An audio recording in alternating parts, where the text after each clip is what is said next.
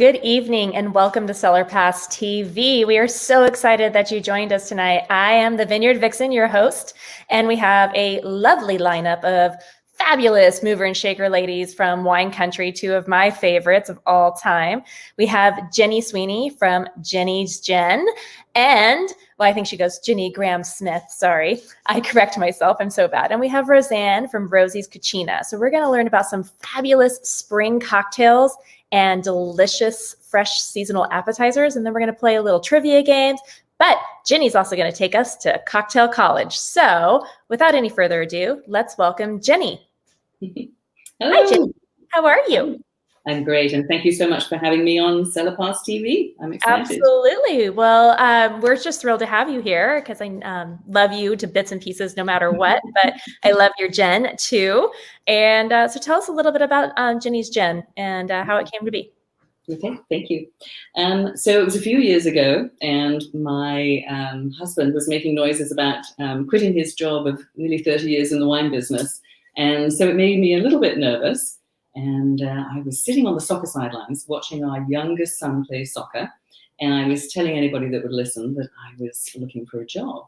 And one of my girlfriends said, "Oh my gosh, okay, you're British. You've been drinking gin for decades. You have to meet these friends of mine who are distilling gin in Sonoma County."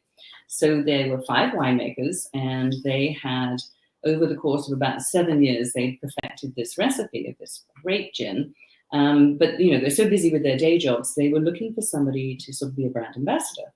So I met with them. Long story short, I became their brand ambassador and had great success. I absolutely loved it. Had great fun just going in and out of bars and restaurants and, you know, tasting them on the gin and telling the story and what have you.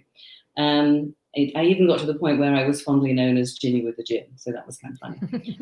After about 9 months, as I say, we had great success, but I got the fateful phone call between Christmas and New Year to say, "Ginny, you're doing a great job, but we just can't keep putting money into this venture. Obviously, you know, a startup brand, it's super expensive." And they were busy with their day jobs, and I think a couple of them were retiring as well. So they said, "But if you can find somebody to buy the business, then we'll give you 5% commission." So there was sort of incentive there. Anyway, so the wheels started turning, and I had, you know, many sleepless nights and started chatting with some friends and what have you. And anyway, I did a few spreadsheets and started talking to these friends, and we decided to sit down and talk seriously about it. And we ended up investing in the gin. And what we did is we bought the 7 years in the making recipe. We decided to rebrand because of my name, rather fortuitous, you know, eponymous. Absolutely. And it was great. And you know, just jumping through all those hoops that you have to with, you know, with any kind of booze, it's very highly regulated, right? So we got, you know, one hoop after another.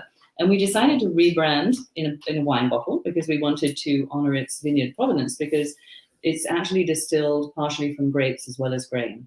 So vineyard provenance, but also because it's a winemaker recipe. And I think the thing about it and the taste of it is you can tell that it's being crafted by winemakers, because for them, it's all about balance and restraint.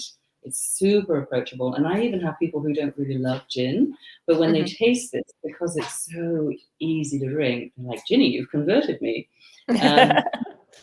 One of the fun things that we did do on the back label, if you can see that, this is actually it's a name cloud, and it's basically honoring all the friends and family members that help make it happen.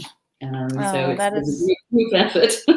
Oh my gosh, that's beautiful. And so did you get 5% back for buying the business? No, I tried that one, but I had negotiated them down. So it didn't work out. It was a good idea. It was, you know, never hurts to ask. Well, I definitely, I'm a huge fan. I've got mine over here, and it's a deliciously balanced gin. It's not overpowering in any way, shape, or form, which I think lends itself to the variety of cocktails that you can make with it, and that you have so many placements for. If you go to jennysgen.com, you can check out all of her cocktail recipes and the beautiful photography that goes along with it. So you're just nailing the branding, and it's really fun too, because there's so many creative recipes that you guys have there that just kind of gets the creative juices flowing. Awesome. While we're on that thought, speaking of recipes, we are going to have Roseanne join us from Rosie's Kitchen. How are you? I'm great. How are you? Doing well. So tell us a little bit about Rosie's Cucina and the inspiration behind it. So inspiration has definitely stemmed from my love for cooking and just preparing really for my family, starting when I was young, and just learning how to kind of put things together and play with ideas. And I'm not a recipe follower in any way, shape, or form. So that probably is a downfall for me.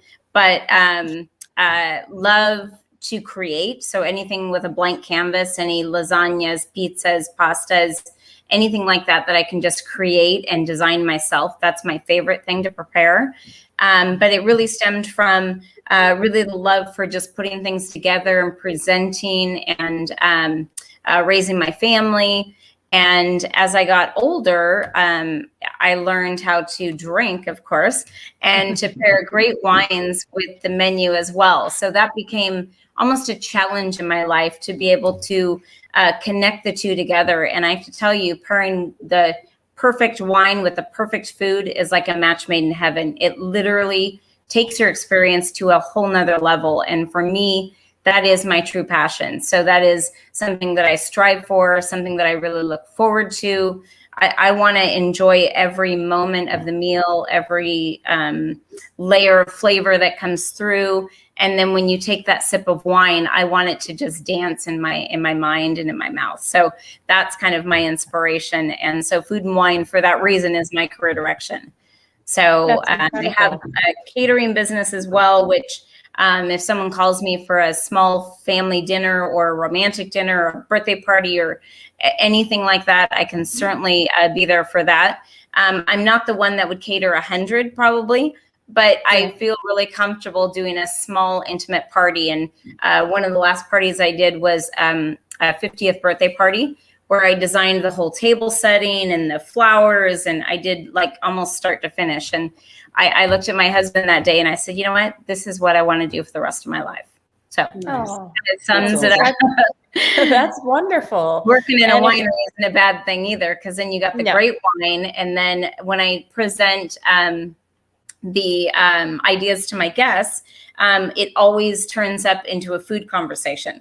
So instead of, I present the wine and then I present the connection between and what I would pair with it. And I'm amazed how many people just don't understand that and so appreciate that. So that's kind of it. It is. Well, and it's an art, and it's something that I think that we've all been so blessed growing up and living in wine country for so long that it's become second nature in many cases. But we've had practice, and as they say, practice makes perfect. But for a lot of people, they don't have that day in, day out time to explore and go through the different wines that you can play with. And many are very apprehensive. They're like, well, I'm not going to, go spend, $500 on wine and then just try it, know what to do with it. And see what works. They want to know what's going to work before they open that bottle. And that's something I think as being industry veterans, we sometimes forget because we are very blessed and very spoiled with, the bottle swaps and everything that goes on in the industry. So if you're looking for a different job and like a lot of wine, you might want to work in a tasting room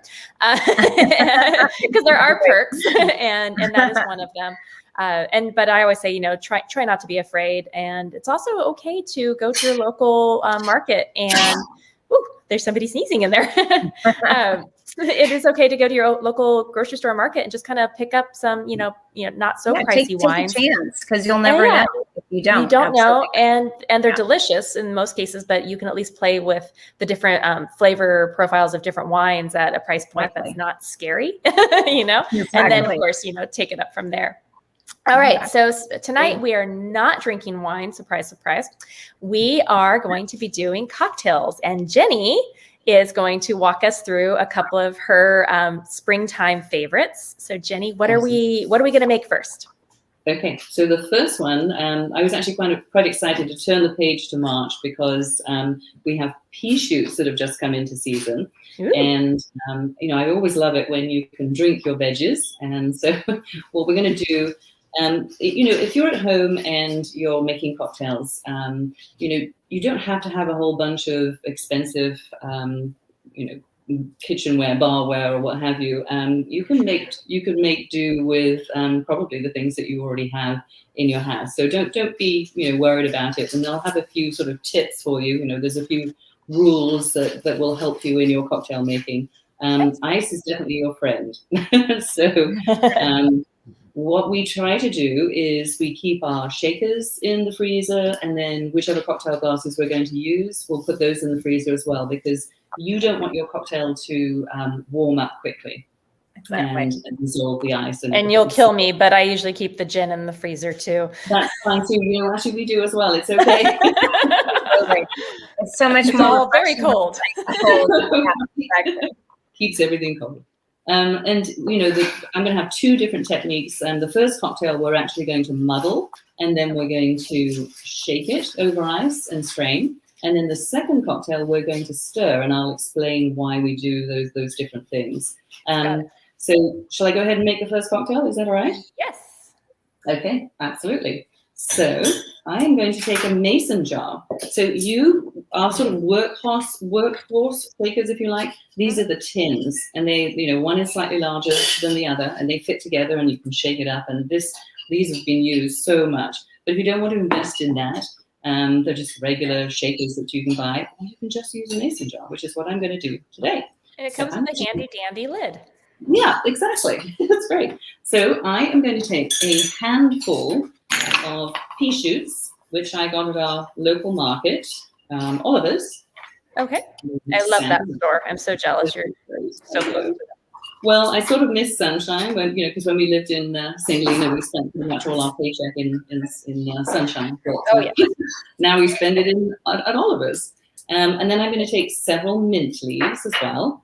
Okay. And I just love the smell of this. So this actually takes me back to England, because peas and mint have a flavor affinity. And whenever you make peas in England, you always throw in mint leaves. So this sort of takes me back to England. I did not know that. Yeah. Mm-hmm. All right. And then I'm going to add 2 ounces of gin to this, because it's going to help to extract all of those wonderful flavors. So, I'm following along over here, although you can't. Oh, good for you. Okay, great. Excellent. Right. So 2 ounces. And then this is just a regular measuring cup. It's not a fancy thing.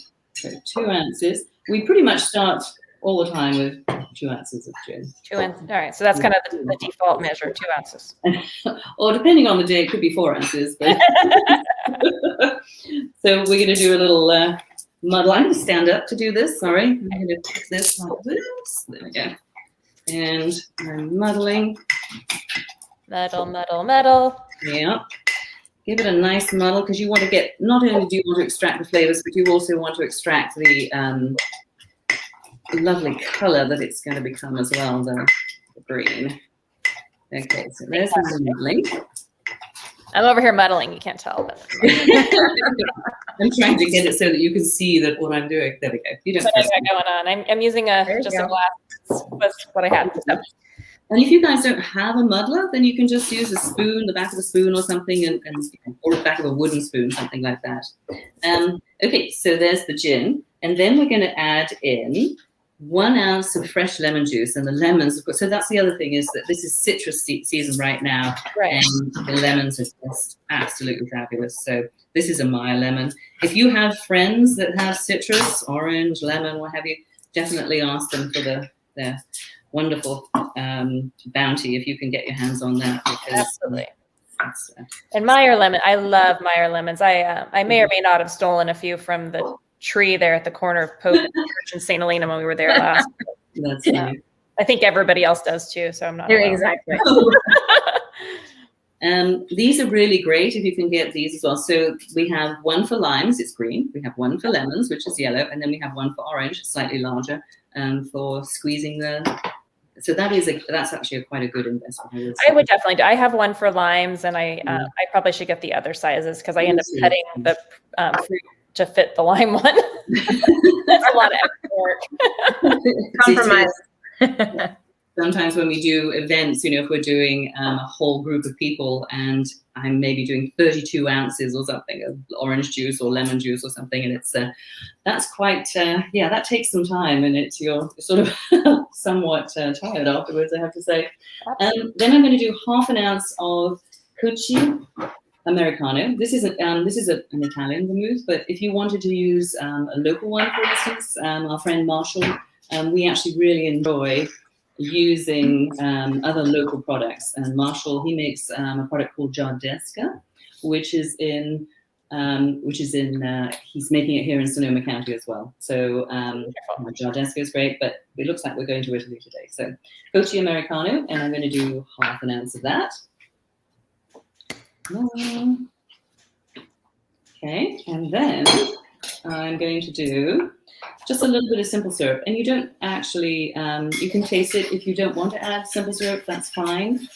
Simple syrup, for those of you that don't know, is you take 1 cup of sugar, for instance, and then 1 cup of water, and you marry them together. I heat it up. I use my teapot and I heat up the water because just shake it up and it dissolves very, very quickly. You can keep that in the fridge for a couple of weeks. We go through ours pretty quickly. So I would imagine. Happy hours to Jenny. And the nice thing actually about simple syrup is that you can infuse the simple syrup with some fresh herbs that you might have in the garden, or you can put ginger in there, or any kind of great idea. peel or what have you. So it's actually a really great way of adding another layer of flavor into your cocktail. So I love hearing the ice. I love that sound. Somebody's making a cocktail. Right. And that's quite a late start, honey. That's 20 after 6. Wow. All right, well, we're doing the ice thing. I'll put ice in my shaker. Put on the floor. So I am going to add some ice now. Okay. There we go. And I'm going to shake it up, and we're going to strain it into a coupe. There we go. Rob's trying not to make too much noise while he makes his cocktail. Okay, we hear him. Okay. So this mason jar is just great for using the shaker. And you can use a bigger one if you have more than 1 or 2 cocktails. And think it's a while, so there you go. There's the shaker. Shakers. Shaker time. This is also exercise too. Okay. And are we doing this with ice or on the rocks, or how do we do it? Just actually, let's put that up there. I think I'm going to do it just strained without ice. You could, if you want to, put it over ice, but I think I'm going to double strain it too because there's quite a few bits in there, good bits. But okay, so there we go. Look at that color. Beautiful. Isn't that great? Oh, stunning. So the pea shoots definitely give off more green. That's beautiful. Yeah. And the smell is just delicious. And it's practically health food, right? Right. Practically. Yeah, vegetables in it. All right. That's beautiful. And then I'm just going to take a little shoot here. And then maybe I'll grab a little pea shoot as well. And I'm going to use one of these little... He's stealing the lemons now. Oh no, orange. Oh, it's awesome. One of these clips. Little garnish clip. That's creative. Yeah, I like that. Great. Yeah. That's going to hop on I've there. never seen one of those. Cute. Very nice. Voila. Clothespin. That's darling. And you don't have to hold the garnish back when you're trying to drink it. And And you get the smell of it, but it's not falling in the drink either. So Well, that is stunning. Mine is a little different because, as I mentioned earlier, I forgot to get the pea shoots because I was trying to hunt down kumquats. We'll talk about that later. Anyway, I got distracted, forgot the pea shoots, so I had to work with some very tender, fresh parsley that was growing in the garden, and so that's what I went with. Still gets a little bit of the green hue, but the pea shoots, oh my gosh, that's such an intense color. And, next week being St. Patty's Day, I think that would be a splendid cocktail for St. Patty's Day. There we go. I'm going to have to photograph it for that. Cheers, ladies. Cheers. Drink. Cheers. Oh, that's really good. Oh, it's really good. Good. We deserve that, ladies. Oh, yeah. Oh, yes. Oh, my God.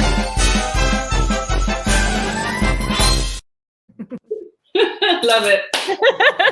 We're changing things up. Okay.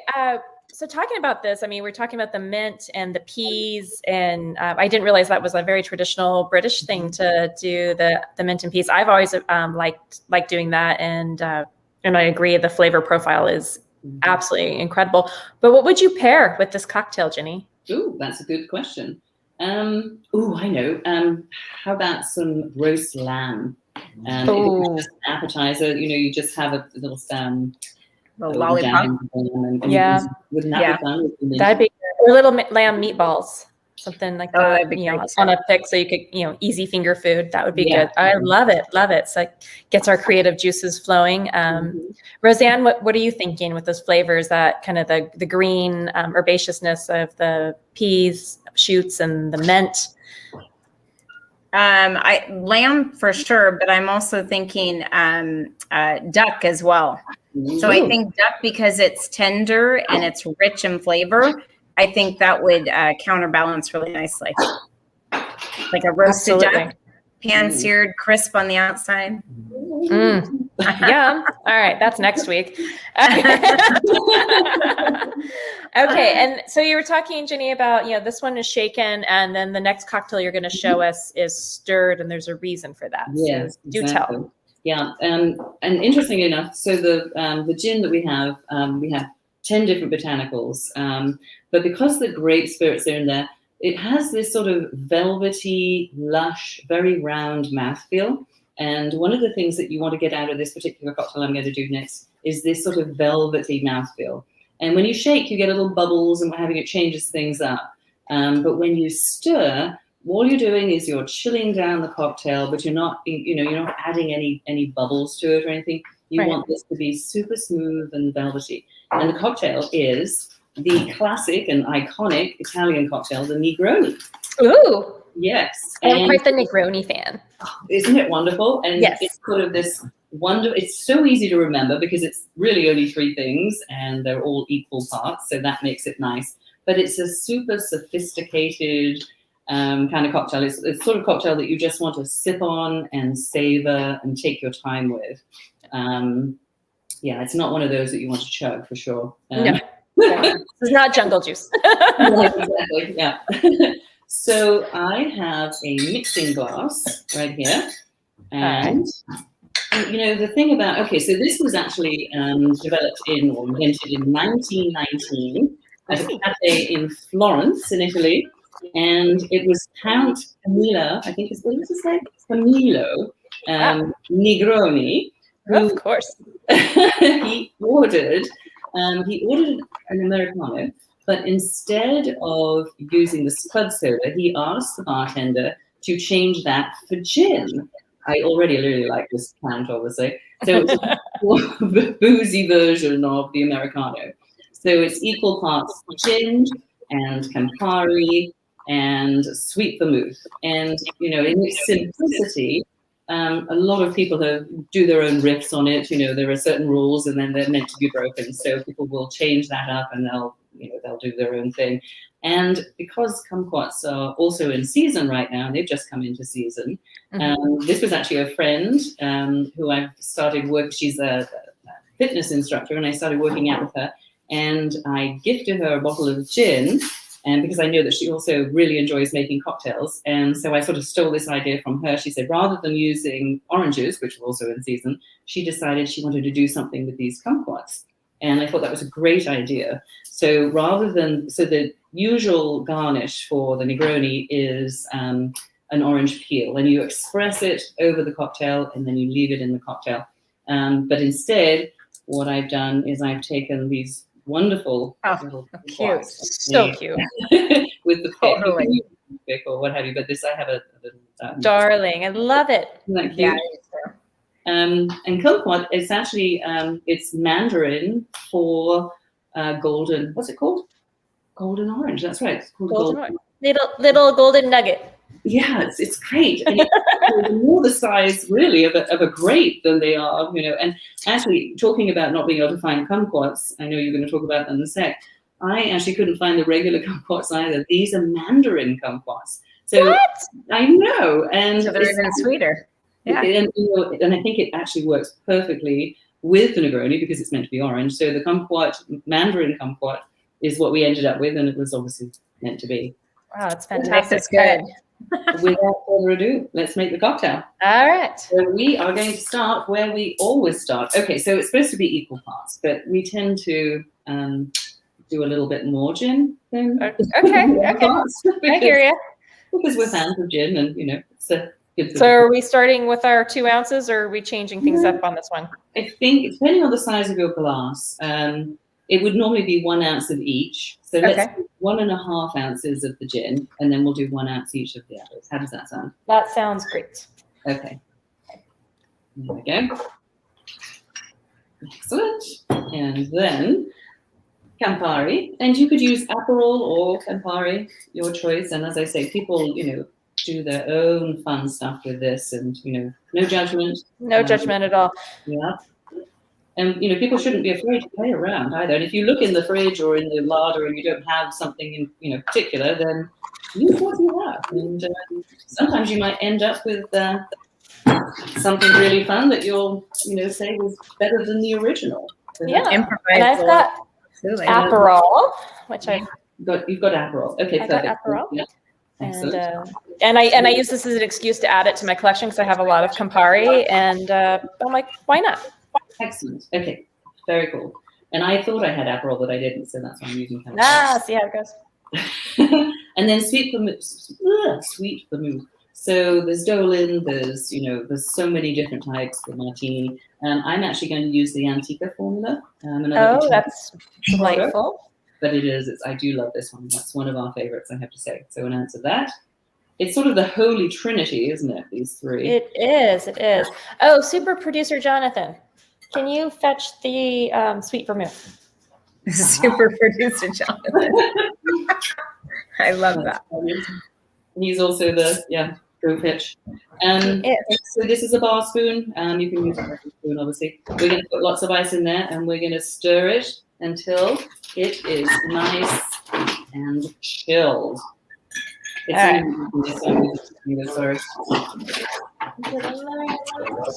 Yeah, this is on now. And we get 3 ingredients. Fabulous. Beautiful. Great color, isn't it? Oh, thank you very much. And now you can also add some orange bitters to this if you like, but I think what I'm going to do is I will just add I'll just put a little squirt of the Mandarin kumquat in there, because the thing about the kumquats is that the peel, and you can eat these, the peel as well. They're designed to be eaten whole if you want to. So the peel is sweet, but the flesh is actually more bitter. Okay. And this beautiful trinity is sort of a balance of sweetness and bitterness and herbal and floral. And I think it's a great cocktail. I think we're nearly there. What are you doing? Is mine going over here? Not beautiful. You're quicker than I am. I'm talking too much. That's my problem. No, I'm breaking the rules. I'm kind of mixing it in my glass as we go here. Oh, okay, that's fine too. Oh, and I'm saying that it has to be shaken, but actually, there's a few bartenders that when I did a poll actually, and I asked a few bartenders, shaken or stirred, and pretty much all of them said stirred. But one particular bartender said that he absolutely loves to shake it up because his client loves it that way, and he likes the little ice flecks in there and the bubbles and what have you. So right. It's entirely up to you. Little subjective on that one. Yeah. So I have my glass, my rocks glass, and this is kind of fun. Instead of using lots of ice cubes, we're going to use of course. Big ice cube. Is that glacier ice? Or Isn't that is that what they great? call it? Glacier ice? Do they? Maybe. I'm not sure. I call it an ice sphere, and it's so pretty. It's beautiful. sexy. And if you boil the water first and let it cool and then freeze it, you'll get a crystal clear orb. Oh, okay. Because, so a little science project. It Brilliant. actually dissolves and distills basically all the solids and the minerals out of the water. And so that's how you'll get that crystal clear. All right, back to you, Jenny. Fantastic. No, I love that. And, because I drink tea all the time, I have a kettle. So that's really easy for me to do. Yes. Okay. So we're just going to pour it over this fabulous ice cube. There we go. That's a beautiful picture. That's beautiful. Can't wait to drink it. And then we'll put our little, and I'm going to, like I say, I think I'm going to squeeze just a little bit. Just a little something, something. Yeah, I think so. There we go. That's for the bitterness. And then we have this cute little guy. Oh my gosh, that's beautiful. Yeah. Hello. Great. That sounds like we just walked up to a bar and ordered that beautiful drink. I know. Great job. All right, so I've got mine all ready to rock. And well, cheers. Clink. Cheers. Clink. Cheers. Cheers to Thursday. It's nearly the weekend. Friday Eve. Mm-hmm. Oh, that is beautifully velvety. And I kind of shortchanged the sweet vermouth because I ran out. And that's how that works. Improvise. And it's still beautiful. It's just, it may not be that perfect balance, but it, the flavors meld so well. And you do. And that then just stirring gives you this beautiful velvety finish. I don't think I've ever had a shaken Negroni, to be honest. I might try it because I really do like my Manhattan shaken. Okay. So, maybe that. And this is like a non-bourbon Manhattan in many ways. You get the complexity and the sweetness, but it's not too sweet. I really, really like it. And then you can, always, if you, don't want to sip out of your glass, you always add a little cocktail straw. And then you're ready to go. That way. And you're all set. Oh my gosh. So these are delicious. Now that we've got our cocktails in hand, I didn't know the history on the Negroni, Jenny. Thank you so much for kind of giving that little tidbit there. And there was something, I know what I was going to share. So some people don't have measuring cups, so to speak, or a jigger or anything fancy.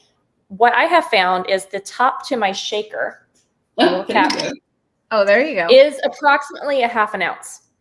There you go. So it becomes my measuring cup very quickly. That's so, not having to, juggle with different things. That's what I found. And I have found that even most of the other cocktail shaker tops are almost an ounce. So if they're the taller ones, this one's a little short, stubby guy. No offense, lid, but that's what you are. But the other ones I noticed are that's more exciting. Exactly, you just double it. But I have noticed with the other cocktail shakers and like most traditional ones, the lids are approximately an ounce, and I have to wonder if that wasn't by design. So there's something to Google later, right? Absolutely, because it does seem like it would be like a natural fit of like, here's your measure to measure your cocktails in. That's my theory. I don't know if it's true, but if it is, it sounds like it's exactly what it should be. Very, very good stuff. All right. Fabulous. So who's going to be drinking what tonight? So I don't know. I'm kind of thinking the next two to his friends. So I think you're probably thinking both. Well, I've got unless the cameraman gets one. He will. I think he will dig the springtime cocktail. I really do. All right. Okay. So Roseanne. Yes. Now that we've got our cocktails in hand, exactly. Let's talk about cocktail food. What did you make tonight? So first appetizer is a blistered grape goat cheese crostini with fresh thyme and wildflower honey. So do you want me to present it? Would that be the best? Because I made them. They're behind me. Yes, please. Okay. Be right back. Delicious. Sounds great. And Linda, yeah, Aperol is so good. So we've got our commentary coming in from our audience, and everyone's really digging the cocktails. And yeah, Aperol is definitely, I think I don't know, it seems a little lighter than Campari. Not by much, but there is a noticeable difference. And I have not yet played with the Aperol spritzes, but I'm sure that's coming. Jenny, have you done much Aperol spritz action? Well, actually, this friend of ours that I was talking about in Sonoma County, he makes Jardesca, and he does a white one, and he also does a red one. And he has some incredible spritz recipes and stuff on his website, jardesca.com. And whenever I've been to one of his functions, the cocktails are fabulous. So, and his, it's all, Sonoma County, California ingredients. And as much as I love to support the big guys as well and the big brands, I, try to support local producers. Oh, absolutely. And you're in the Mecca. I mean, there's so many fabulous producers right in your backyard. So how can you go wrong? It's one of those wonderful things. And it looks like Roseanne has her first appetizer up. I do. That looks for the best. Incredible. There it is. So these are little crostinis that I blistered the grapes in the oven with a little olive oil, salt, and pepper. And then there is prosciutto, fresh prosciutto wrapped around, goat cheese spread on top. And then I hid a little fig on the inside as well. So lots of sweetness coming from there with some fresh thyme and then a drizzle of wildflower honey going over the top. Oh, that sounds incredible. Where did you find the figs? Because are they still in season? These are dried and I reconstituted them and then roasted them. Oh, very clever. I mean, why not? They're sweet. They're just as nice, and I sliced them really kind of in a quarter piece there, and then they kind of match the sweetness with the grapes. So there's that. And if I had a pairing with this, for me, it'd be a rosé, either a still rosé. You can do bubbles. Brut rosé would be nice, or just a brut would be lovely with this particular appetizer. Sounds there's good. The first one. And then the second one is grilled asparagus wrapped with prosciutto with a balsamic glaze. So there's that one as well. I'm not sure the best. There it is. It's delicious. Excellent. So great little appetizers, fun. You give a little bit of the meat, a little bit of the salt on the asparagus, but nice balance between the two. And for me, this would be more of a Sauvignon Blanc kind of concept. You could do a Pinot with this as well because of the prosciutto, but I think as far as a white, it'd be a Sauvignon Blanc or a Pinot Noir here. And then last but not least, I have grilled shrimp with English cucumber. Oh, you see that? There you go. With fresh cilantro. Oh, that sounds like it'd be absolutely delicious. So there's the three appetizers I made. And, they're just great little bites for a great cocktail party. Great flavors coming through. If I did this, I think I'd do a Chardonnay with this one in particular, or you could do a Sauvignon Blanc as well. So there you are. Yeah, it sounds really, really good. Thank you so much for sharing. So it's great ideas. Spring entertaining. It is springtime almost anyway. And on that note, don't forget to set your clocks back this Sunday or ahead. Set them ahead. You're springing ahead. And yeah, it's here. I mean, it is upon us. And I know that down in California wine country in Napa and Sonoma, it's been beautiful beyond belief, actually kind of almost like a mild summer. And then yesterday it snowed. Yeah, so that's kind of crazy. I mean, especially, I was kind of worried when we were down there about a month ago that the bud break was going to already happen because it was hitting close to 80 degrees for several days. And I was like, this could not be good. And my son, who's 15, he's like, well, I don't understand what the problem is, Mom. And so it gets a little cold. I said, well, what happens is when you get that bud break and then you get this hard frost or snow, as it would be, it can be detrimental. So it sounds like Mother Nature kind of was ready for it this year. And hopefully there won't be too many more frosts coming our way down there. Exactly. But spring is definitely sprung. Blossoms are everywhere. The bulbs are blooming. Absolutely. And the this trees is just are well as well. It's beautiful. It's one of my favorite times of year is spring and fall. And for many reasons, the food that you get fresh and local from our farmers markets, we love to go to the farmers market and grab the fresh tomatoes and fresh bakery items. And they also have the seafood that they bring in from the local Santa Rosa area, which is awesome as well. So, you think about all the stuff that we have at our fingertips, but we really have a lot here, and you as well in Santa Rosa. It just makes it so much more exciting to cook and prepare things when you have everything fresh locally. Oh, absolutely. One of my favorite, this is during the spring when the farmers market's, kicking back up, is the spring onions. And they're just so beautiful, and you can roast them whole and then, do all kinds of fun presentations with it. One of our guests is asking, Roseanne, if you will be posting, the recipes. So if you could, hopefully later this week, we can get those up on the website.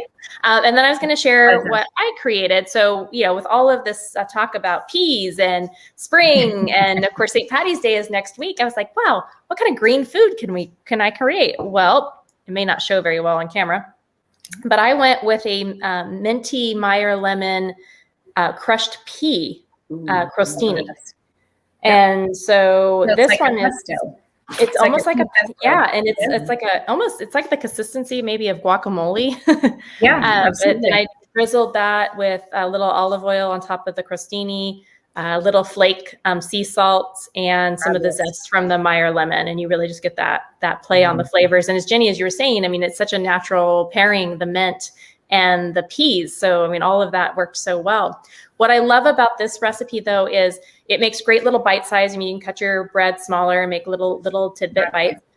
But it's also a fantastic base for an alternative to avocado toast. Yeah. So you can top this with a farm fresh poached egg or sunny egg, and it is an incredible brunch entree. And I personally like to pair it with like a super bright like strawberry Bellini or mimosa this time of year, more for the color pairing, because at that point the flavors are it doesn't matter. The acid out of the sparkling wine or champagne is gonna work very well no matter what, but just the bright, beautiful strawberry color. And depending on the season, you might change up which fruit you go with. You might go with like a blood orange mimosa or a peach Bellini or something like that. But super easy to work with, and you can definitely play with the different flavors. This case, I actually did a little crushed red pepper or the red pepper flake on it to give it a little kick on that. So I thought that would be kind of fun. And then again, looking at a great St. Patty's recipe. And this one is actually also vegan if you don't add the egg.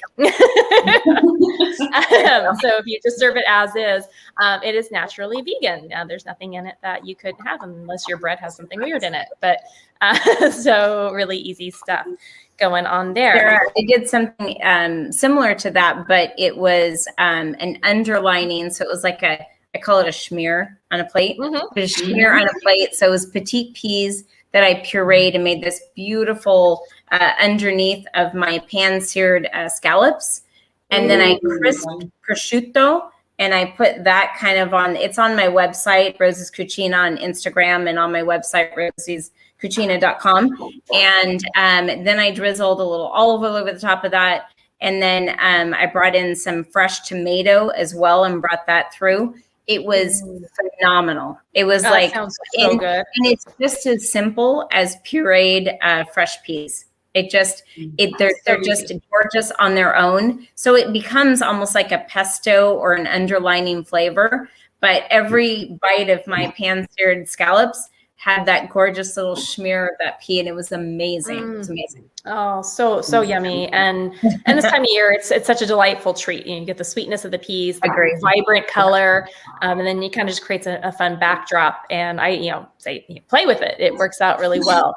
The recipe for the crushed pea crostini will be on our website tomorrow, and Roseanne's going to get her recipes to us, and we'll post those as well. But you can also go to her website, rosiescucina.com. And if you're looking for recipe inspiration or anything, it's just a delight for the senses, even through the computer. So I highly recommend that you do. Thank you. Appreciate And yeah, absolutely. Well, I know, I mean, there's so much going on with the spring season, and we've got hopefully St. Patrick's Day coming forward up. St. Patrick's Day happening.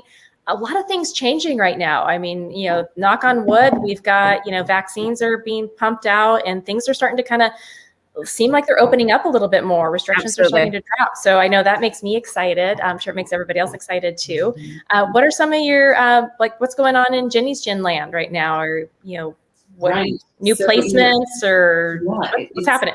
It's been tough, with the whole COVID thing, but for us, 2020, the beginning of 2020, we just sat down and sort of had a meeting. We had just got placements like Whole Foods and Bevmo. We got pavilions. Oh, that's fabulous. Which congrats. Amazing. And we Great were like, job. Absolutely. This is going to be our year. And then pandemic happened, and sort of our hands have been tied. We've not been able to go out and actually activate those accounts, because the way you do that is you go in and you stand there, with your table and the tablecloth and our napkins, and we taste with people and we tell the story. We can sign bottles, and it's one account at a time, one person at a time, and all of that was taken away from us because obviously, you couldn't be in person. We couldn't do in-person tastings. We couldn't do. And then the other thing that I do is I go out with our sales reps from Young's Market RNDC, and of course that wasn't allowed in 2020. And so it was sort of like the brakes went on.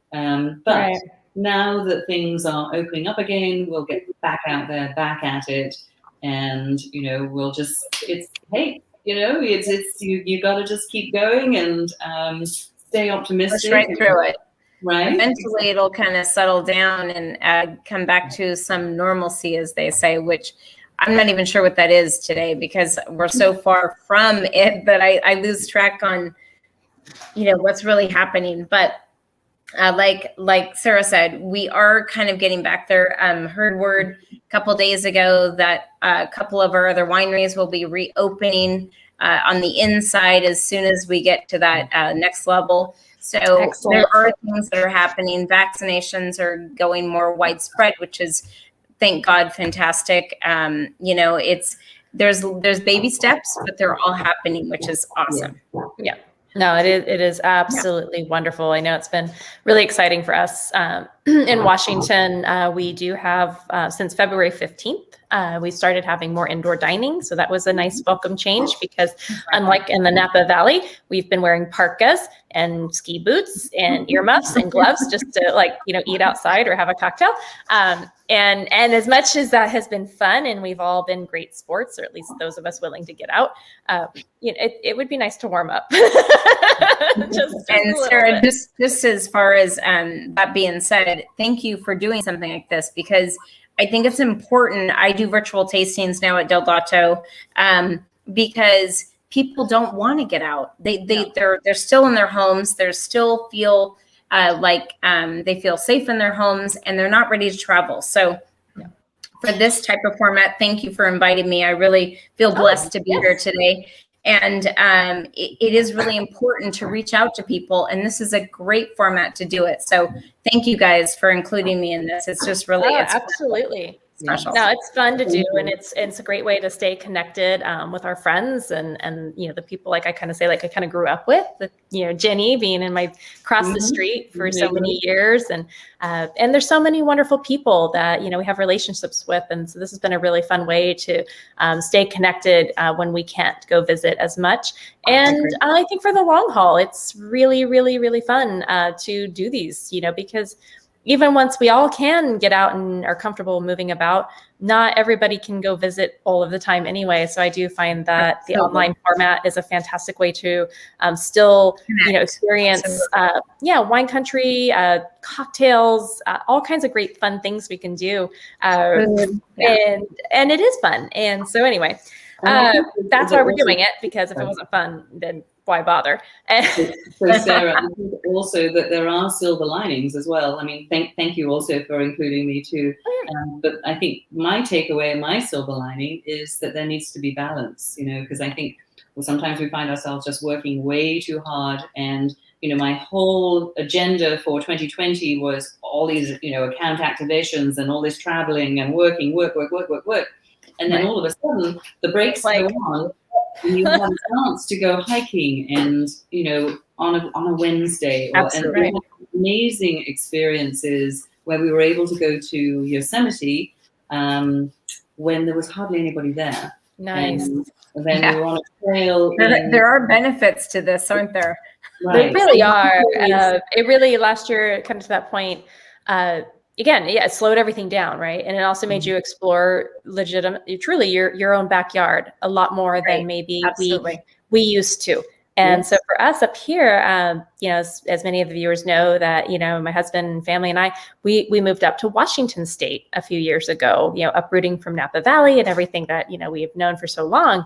And we never really explored our area. Like, we moved here, but we were so busy, still, maintaining, the business and all of our connections. Like, we were, in Napa Valley, like every few weeks anyway. So it was like we were here, but we were there, and just never really had a moment to like stop and explore. And so last year was that for us for 2020. We were like, well, okay, what do we do now? And so we went up into the Olympic National Park and explored the Hood River Canal and found that we have a huge amount of oyster farms.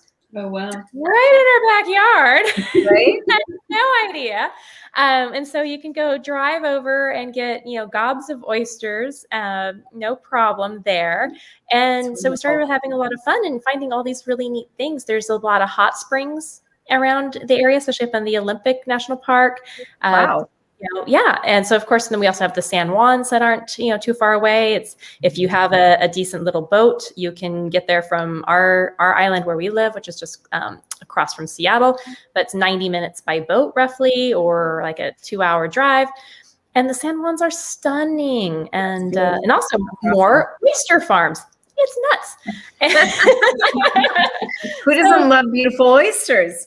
Fresh, grilled, barbecued. Seriously. And we found little state parks that you can oyster farm. You can just go collect your own oysters right there, clamming, everything. So all these little things and activities I had no idea.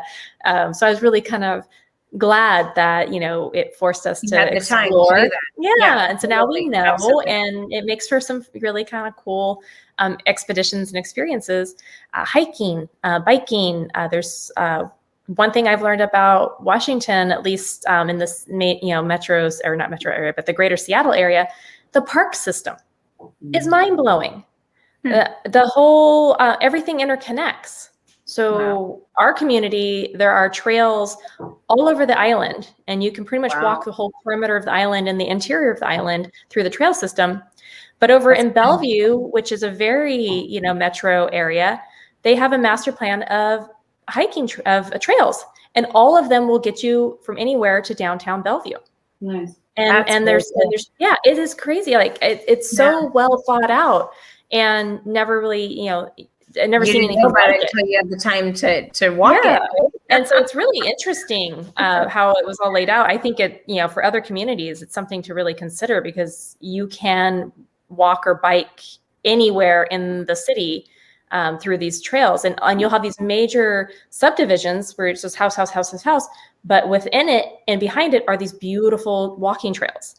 That's incredible. So it's really kind of a cool thing. So so anybody thinking about moving to Washington, or if you live here and didn't know that, now you know that. Now you got that going for you. So all kinds of great things. And I know we're coming up to the end of the hour. We've got a few more minutes. Roseanne, so how can people contact you about your services? I know you work with smaller groups, but it seems like something that would be so beneficial for people who maybe are renting an Airbnb or something for a few days, that you could help them out with, getting the meal planning, the grocery shopping, taking all of that kind of out of it, and, letting them sip wine while dinner is ready. Is being prepared. Absolutely. So obviously through my website, www.rosescucina.com. I also have an Instagram, and it's Rosie's_Cucina. So everything that's photoed on there is everything that I prepare every night for myself and my husband, or myself and guests that are social distance 6 feet apart. So everything that's prepared on there is mentioned for wine if it's not photoed with the wine.